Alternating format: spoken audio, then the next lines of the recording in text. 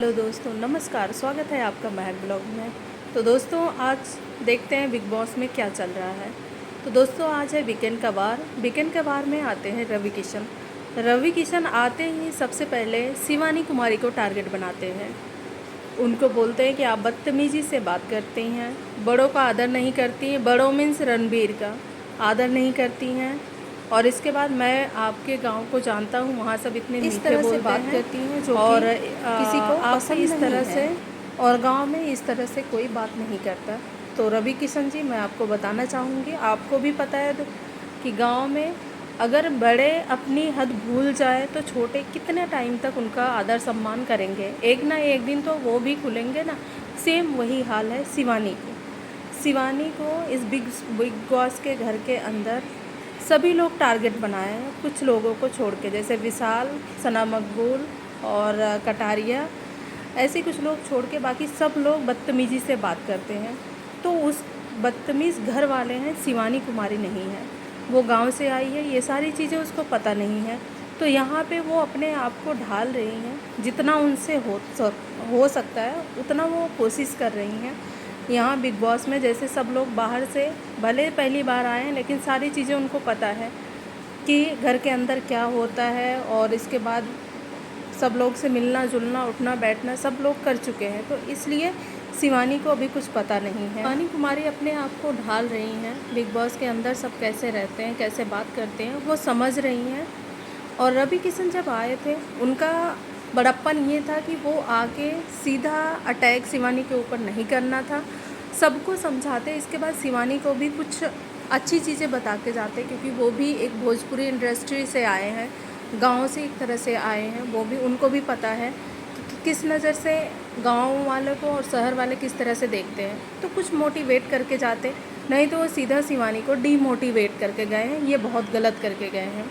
और यहाँ पे विशाल रो रहे हैं क्योंकि उनके मम्मी पापा आते हैं। कुछ बात हो गई थी इससे पहले एपिसोड में, आपने देखा होगा।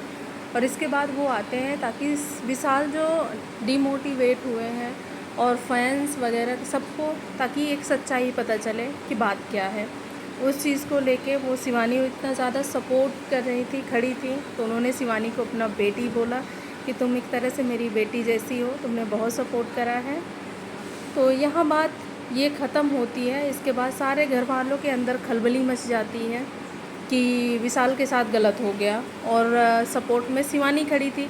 अब सब लोग अपना, इसके बाद दोस्तों टास्क का टाइम आता है, जहाँ पे इस घर में सबसे बड़े स्टार सिर्फ रणबीर है, जो कि इतने बदतमीज़ हैं, इस बदतमीज़ी से बात करते हैं, अपनी उम्र का भी लिहाज नहीं करते हैं।